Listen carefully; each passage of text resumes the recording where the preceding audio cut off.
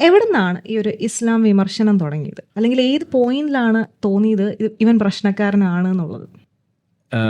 ഇസ്ലാം. ഉം. യെസ്. അത് നമ്മൾ ഈ ഹോമിയോ വിമർശനവുമായി ബന്ധപ്പെട്ട് ഇങ്ങനെയൊക്കെ വന്നപ്പോൾ നമ്മളിങ്ങനെ നോക്കുമല്ലോ. അപ്പോൾ അങ്ങനെ കറങ്ങി തിരിഞ്ഞ് രവിചന്ദ്രൻ്റെ വീഡിയോ കാണുന്നു, വിശ്വനാഥൻ ചാത്തുവത്ത്, അതുപോലെ പല പല ആളുകൾ. അതിൽ ഞാൻ ഏറ്റവും കൂടുതൽ കമൻറ്റ് ചെയ്യുകയും പേഴ്സണൽ മെസ്സേജ് അയച്ച് തിരുത്താൻ ശ്രമിച്ചിട്ടുള്ളത് വൈശാഖൻ തമ്പിനെയാണ്. ഓ, ഓക്കെ. വൈശാഖൻ തമ്പി എന്താണ് പല ഇതൊക്കെ വിടുമ്പോൾ നമുക്ക് വലിയ വിഷമമായിരുന്നു അന്നൊക്കെ. ഓക്കെ. പിന്നെ അഗസ്റ്റസ് മോറിസ്, ഇവർ രണ്ടുപേരായിരുന്നു. അപ്പോൾ മോറിസ് ഡോക്ടറുടെ ഒരു പരിപാടി ഉണ്ടായിരുന്നു അന്ന്. നമ്മളൊക്കെ ഇതിൻ്റെ ഉള്ളിൽ നിന്നിട്ട് ഒരു ചേകനൂർ മൗലിയെ പോലെ നിൽക്കുന്ന ടൈമാണ് ഈ ഹോമിയോപ്പതി ഭാഗത്ത്. അപ്പോൾ ഇവർ നമുക്കെതിരെ തിരിഞ്ഞിട്ടും ഉണ്ടായിരുന്നു. അപ്പോൾ ആ സമയത്ത് നമ്മൾ ഒരു ചർച്ച വരികയാണ്. അതായത് നമ്മളുടെ മീഡിയ വണ്ണിൽ ഹോട്ട് ടോക്സ് എന്ന് പറഞ്ഞിട്ട് ഹോമിയോപ്പതി വേഴ്സസ് ഒരു മോഡേൺ സയൻസ് ഒരു ചർച്ച. അപ്പോൾ അതിലൊക്കെയാണ് കാണുന്നത്. അപ്പോൾ അതിലൊക്കെ നമ്മളുടെ ഭാഗത്തുനിന്ന് റെപ്രസെൻ്റ് ചെയ്ത് പോയിട്ടുള്ള നമ്മളുടെ ഹൈത്തമ്മിമാരൊക്കെ വലിയ മോശമായിട്ട് അതിനകത്ത് നിൽക്കുമ്പോൾ നമുക്ക് തന്നെ നാണക്കേട് വരുമായിരുന്നു. ഇതെന്തൊക്കെയായി പറയണെന്നുള്ള രീതിയിൽ. അപ്പം അങ്ങനെയൊക്കെ കഴിഞ്ഞ് ഹോമിയോപ്പതിയിലൂടെ നമുക്ക് രവീന്ദ്രനെ കാണുന്നു, എല്ലാവരെയും കാണുന്നു.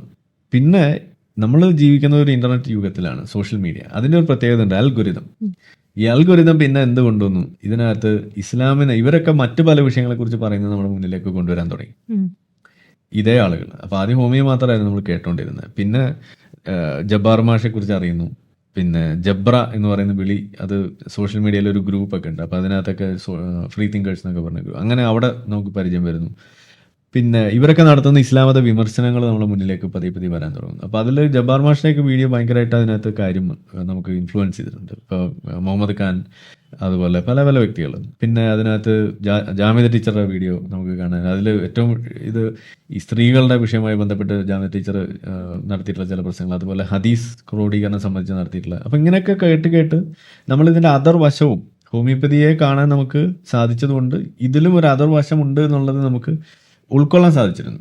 അതും നോക്കണം എന്നുള്ള രീതിയിൽ അങ്ങനെ പോകുന്നതിൻ്റെ ഇടയിലാണ് ചില വിഷയങ്ങൾ നമ്മൾ പേഴ്സണൽ ലൈഫിൽ ഉണ്ടാകുന്നത്. അപ്പോൾ അങ്ങനെ ഉണ്ടായപ്പോൾ നമുക്കിത് കൂടുതലൊരു ചാൻസ് വരെയാണ് ഇത് അന്വേഷിക്കാൻ. അപ്പോൾ ഈ സ്ത്രീ വിരുദ്ധതയൊക്കെ പ്രത്യേകിച്ച് അങ്ങനെയൊക്കെ വന്നപ്പോഴാണ് നമ്മളിത് കൂടുതൽ അറിയുന്നത്. അത് കഴിഞ്ഞ് ഈ നമ്മളെ ഈസ്റ്റർ ഡേ ബോംബിങ് നമ്മളെ ശ്രീലങ്കയിൽ നടന്ന സമയത്ത്, അപ്പോൾ അത് വലിയൊരു തിരിച്ചറിവുണ്ടാക്കിയ സമയമാണ്. കാരണം അതിൽ എൻ്റെ ഒരു സുഹൃത്ത്, ഒരു ഹോമിയോ ഡോക്ടർ, ശ്രീലങ്കക്കാരനാണ്. പുള്ളിയുടെ ക്ലിനിക്കിൻ്റെ അടുത്താണ് ഈ സംഭവം ഉണ്ടായിരിക്കുന്നത്. അപ്പോൾ ആളുടെ വൈഫ് മറ്റേ ഈസ്റ്റർ ആ സമയത്ത് അവിടെ പോയില്ല, നാട്ടിലായിരുന്നു.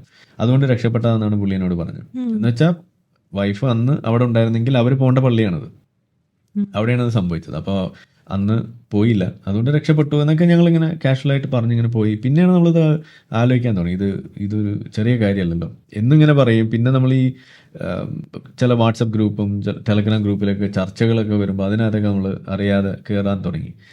അപ്പോൾ അതിലൊക്കെ ചില കമൻസ് വരും, ചില സ്റ്റേറ്റ്മെൻറ്റ്സ്. അതായത് യഥാർത്ഥത്തിലുള്ള മുസ്ലിങ്ങൾ ഐസിസ് ആണ്, ഇവിടെ ജീവിക്കുന്ന മുസ്ലിങ്ങളൊന്നും ഒറിജിനൽ അല്ല എന്ന് പറയുന്ന ഒരു സ്റ്റേറ്റ്മെൻറ്റ്. അത് വല്ലാതെ നമുക്കൊരു ട്രിഗറായി. അപ്പോൾ നമ്മൾ അന്വേഷിക്കുകയാണ് എന്താണ് സത്യത്തിൽ ഇവരെങ്ങനെ യഥാർത്ഥ മുസ്ലിമാണ്, നമ്മളല്ലേ നിസ്കരിക്കുന്നതും ചിരിച്ചു കാണിച്ച് നടക്കണതും ഒക്കെ, അവരിങ്ങനെ ഇത്രയും കാര്യമൊക്കെ ചെയ്യുന്നത്, അവരെങ്ങനെയാണ് യഥാർത്ഥ മുസ്ലിം ആവുക എന്നുള്ളൊരു അന്വേഷണം. അത് നമ്മളെ കൂടുതൽ ഈ കിതാബുകളിലുള്ള സാധനങ്ങളിലേക്ക് കൊണ്ടെത്തിക്കുകയാണ്. അങ്ങനെ വീണ്ടും ഈ ജബ്ബാർ മാഷ് പറയുന്നതും പോലെയുള്ള കാര്യങ്ങളൊക്കെ കൂടുതൽ കേൾക്കാൻ നമുക്ക് സാധിക്കുന്നു. പിന്നെ ചില ഇൻ്റർനാഷണൽ ആളുകൾ, ഇപ്പോൾ നമ്മൾ ജാക്കിർ നായിക്കിനെയൊക്കെ കേൾക്കുന്ന പോലെ യൂസഫ് എസ്റ്റസ് എന്നൊക്കെ പറയുന്ന കുറേ ആളുകളുണ്ട്. ഇവരൊക്കെ ദീദാത്ത്. അപ്പോൾ ഇവരെ കാണുന്ന കൂട്ടത്തിൽ അവിടെയുള്ള എക്സ് മുസ്ലിമിനെ നമ്മൾ കാണാൻ തുടങ്ങി. അതിൽ പ്രധാനപ്പെട്ട ആളാണ് ഈ അപ്പോസ്റ്റേറ്റ് പ്രോഫറ്റ് എന്ന് പറയുന്നൊരു ചാനലുണ്ട്. അപ്പോൾ ഇതൊക്കെ നമ്മൾ പിന്നെ കാണാൻ തുടങ്ങി. അപ്പോൾ അന്ന് ഈ അപ്പോസ്റ്റസി എന്നൊക്കെ പറയുന്ന വാക്ക് അന്നാണ് ആദ്യമായിട്ട് കേൾക്കുന്നത്. ഇതിനു മുന്നേ നമ്മൾ കേട്ടിട്ടും കൂടിയില്ല. അപ്പോൾ ആ വാക്ക് തന്നെ പറയാനൊന്നും പറ്റില്ലായിരുന്നു. അപ്പോസ്റ്റസി എന്നൊക്കെ പറയുമ്പോൾ ഇന്നിപ്പോൾ അത് ബുദ്ധിമുട്ടൊന്നുമില്ല, പക്ഷെ അന്ന് ഇതൊക്കെ എന്താ സാധനം എന്ന് പോലും അറിയാത്തൊരു. അപ്പോൾ ഈ മതനിരാസം എന്ന് പറയുന്ന ഒരു സംഗതിയും ഇവിടെ സാധ്യമാണെന്നുള്ളൊരു തിരിച്ചറിവ് വരികയായിരുന്നു. അങ്ങനെ പിന്നെ നമ്മൾ വാട്സപ്പ് ഡിബേറ്റ്സും കാര്യങ്ങളൊക്കെ ചെന്ന് പിന്നെ നമ്മൾ തിരിഞ്ഞു നോക്കിയിട്ടില്ല. ഇന്നിപ്പോൾ കാക്കാമാരുടെ മുഖ്യ ശത്രുവായിട്ട് നമ്മൾ മാറി. അതാണ് ഉണ്ടായത്. സോ ഇങ്ങനെയൊക്കെ വരുന്നതിന് മുന്നേ ഒരു ചെറിയ ആരിഫ് ഉണ്ടായിരുന്നല്ലോ, ഇനീഷ്യലി ഈ പള്ളിയിലൊക്കെ പോയി ഇതിലേക്കൊക്കെ വരുന്ന ആ ഒരു ചൈൽഡ്ഹുഡ് ഇൻഡോക്ട്രിനേഷൻ ഒക്കെ നടക്കുന്ന ഒരു സമയം. സോ അങ്ങനെ ഈ പുസ്തകങ്ങളൊക്കെ ഖുറാനും ഒക്കെ വായിച്ചു തുടങ്ങുന്ന ഒരു സമയത്ത് എവിടെയെങ്കിലും തോന്നിയിട്ടുണ്ടോ ഇതിലെന്തെങ്കിലും പ്രശ്നമുണ്ട് എന്നുള്ളത്? ആ ഒരു വിശ്വാസിയായിട്ട് നിൽക്കുമ്പോൾ ചില കാര്യങ്ങളൊക്കെ തോന്നിയിട്ടുണ്ട്. ഇപ്പോൾ അതെനിക്ക് ഓർമ്മയുണ്ട്. ഞങ്ങൾ മദ്രസയിൽ പഠിക്കുന്ന സമയത്ത് ഈ ഭൂമിയൊക്കെ എങ്ങനെയാണ് കറങ്ങുന്നത്, ഇതുപോലുള്ള കാര്യങ്ങളൊക്കെ ഉസ്താദ് ഇങ്ങോട്ട് പറഞ്ഞു തരും. അപ്പോൾ എന്നോട് ഇങ്ങനെ ഒരിക്കൽ പറഞ്ഞു, ഈ സൗരയുധം എന്നൊക്കെ പറഞ്ഞാൽ മൊത്തം വെള്ളമാണ്, അതിനകത്ത് ഇങ്ങനെ കടന്ന് ഭൂമിയൊക്കെ ഇങ്ങനെ കറങ്ങി നടക്കുകയാണ്, ഇങ്ങനെയൊക്കെ പറഞ്ഞു.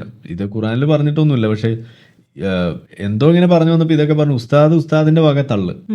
ഇങ്ങനെ കേട്ടപ്പോൾ നമ്മളിതല്ലല്ലോ സ്കൂളിൽ പഠിക്കണേ, അപ്പൊ നമുക്ക് ചോദിക്കാൻ തോന്നി. അപ്പൊ അതൊക്കെ അങ്ങനെയാണ്, വലുതാകുമ്പോൾ മനസ്സിലാവുന്നൊക്കെ പറഞ്ഞ് നമ്മൾ അവിടെ ഇരുത്തി. പിന്നെ അതുകൂടാതെ അപ്പം കുട്ടിയായിരിക്കുന്ന സമയത്ത് നമ്മളിത് കേൾക്കുമ്പോൾ നമുക്ക് അങ്ങനെ ചോദ്യം ചെയ്യാൻ കഴിയില്ല. പക്ഷെ അന്ന് നമ്മൾ ചോദ്യം ചെയ്തിരുന്നത് അനാചാരങ്ങളായിരുന്നു. അതായത് നമ്മൾ ഇപ്പൊ സുന്നികൾ നമ്മുടെ നാട്ടിലുള്ളത്, അവർ ഒരുപാട് ഈ ജാറം നേർച്ച അത് ഇതെന്നൊക്കെ പറഞ്ഞ് നടക്കുന്ന സമയത്ത് നമ്മൾ അതിനൊക്കെ എതിരായിരുന്നു. ഈ ഏലസ് കെട്ടുക, ഇതൊന്നും നമുക്ക് പറ്റില്ലായിരുന്നു. അതൊരു പ്യൂരിറ്റാനിസ് ആണ്, ഈ സലഫി ദാവ.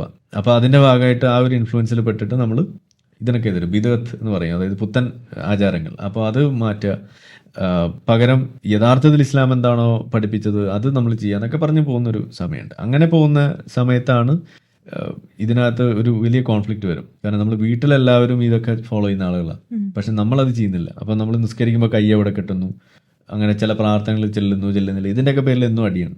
അപ്പോൾ നമ്മളിത് ചെയ്യാതെ ഇരിക്കും, കുടുംബത്തിലൊക്കെ പോയി നമ്മളിങ്ങനെ വലിയ ഹീറോ ആയിട്ടൊക്കെ നിൽക്കുക. അപ്പോൾ അങ്ങനെയായിരുന്നു ചെറുപ്പം മുതൽ നമ്മൾ ഇതിനകത്തൊരു റിബലാണെന്നുള്ള ഒരു സാധനം. അത് ബാക്കിയൊക്കെ എല്ലാവരും സുന്നികൾ, നമ്മൾ മുജാഹിദ്. അത് പണ്ടേ അങ്ങനെ ചെറിയ കുട്ടിയായിരിക്കുമ്പോൾ അങ്ങനെയായിരുന്നു. ഞാൻ പഠിച്ചത് അങ്ങനത്തെ ഒരു സ്കൂളിലാണ്. അപ്പോൾ അതുകൊണ്ട് നമുക്കത് പറയാം. ഞാൻ പഠിച്ചത് ഇതാണ്, എന്നെ സ്കൂളിൽ നിന്ന് ഇതാ പഠിപ്പിക്കുന്നത്, നിങ്ങളത് പഠിക്കാത്ത എങ്ങനെ എൻ്റെ കുഴപ്പമാവുന്ന അന്നും നമ്മൾ ചോദിക്കുന്നത് അത് തന്നെയാണ്, ഇപ്പോഴും അത് തന്നെയാണ് ചോദിക്കുന്നത്. അപ്പോൾ അതാണ് അതിൻ്റെ ഒരു കാലഘട്ടം എന്ന് പറയുന്നത്. അപ്പോൾ നമുക്ക് എക്സ്പോഷർ കിട്ടിയിട്ടുണ്ട് ഈ സാധനത്തിൽ. ആ എക്സ്പോഷറാണ് നമ്മളെ മുന്നോട്ട് നയിക്കുന്നത്. അതിങ്ങനെ കുറേ കാലം കഴിഞ്ഞപ്പോൾ കൂടുതൽ കാര്യങ്ങൾ അറിയാൻ അതൊരു വഴിയായി. നമുക്ക് ഒരു ബേസ് ഉണ്ട്, ഒരു പ്രൈമിങ്, നമുക്ക് കിട്ടിയ പ്രൈമിങ് അതാണ്. അപ്പോൾ കിതാബുകൾ പരതണം, അതിന്റെ സോഴ്സ് നോക്കണം. സുന്നികളിൽ അതൊന്നും പഠിപ്പിക്കുന്നുണ്ടായിരുന്നില്ല. അർത്ഥം പഠിപ്പിക്കുകയോ അല്ലെങ്കിൽ ഹദീസ് എന്നൊക്കെ പറയുന്ന സാധനം നമ്മൾ കേട്ടിട്ടും കൂടിയില്ല. പക്ഷേ ഞാനത് സ്കൂളിൽ കേൾക്കാറുണ്ട്. കാരണം നമുക്കിപ്പോൾ സ്കൂളിലൊരു ഇപ്പം നിസ്കാരത്തിലെ ഒരു കാര്യം ചെയ്യണമെങ്കിൽ അത് ഹദീസ് വെച്ചിട്ടാണ് പഠിപ്പിക്കുക. നബി ഇങ്ങനെ ചെയ്തു അതുകൊണ്ട് നിങ്ങൾ ഇങ്ങനെ ചെയ്യുക, നബി അത് ചെയ്തു അതുകൊണ്ട് നിങ്ങൾ ഇങ്ങനെയാണ് പഠിപ്പിക്കുക. പക്ഷെ സുന്നി മദ്രസയിൽ അങ്ങനെയല്ല. അവിടെ ഇങ്ങനെ ഇന്നത് ചെയ്യണം ഇത്ര മാത്രമേ പഠിപ്പിക്കൂ. അല്ലാതെ തെളിവുകൾ വെച്ചിട്ട് പഠിപ്പിക്കുന്ന ഒരു രീതി ഉണ്ടായിരുന്നില്ല. അപ്പൊ അതൊക്കെ നമുക്ക് ഇഷ്ടം. അപ്പൊ ഇതാണ് തെളിവുകൾ. അപ്പൊ തെളിവുകൾ നയിക്കട്ടെ എന്നാണല്ലോ അന്നത്തെ ഒരു സമയത്ത്. അത് കുറച്ച് പുരോഗമനപരമായിട്ട് അതാണ് ഇതിലെ വിഷയം.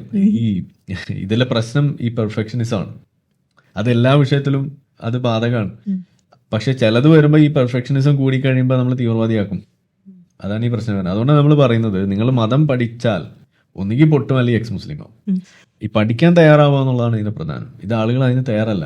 അവരത് കേട്ടത് ശരിയാണെന്നുള്ളൊരു ധാരണയിൽ മുന്നോട്ട് പോകാനാണ് അവർക്ക് ഇഷ്ടം. ആ ഒരു കംഫർട്ട് സോൺ ഉണ്ടല്ലോ, അത് മതി അവർക്ക്. അത് ശരിയല്ല എന്നാണ് നമ്മൾ പറയുന്നത്. പൊതുവെ ഇസ്ലാം സ്ത്രീകളെ വല്ലാണ്ട് പ്രൊട്ടക്ട് ചെയ്യുന്ന ഒരു മതമായിട്ടാണ് പുറത്ത് കാണിക്കുന്നത്.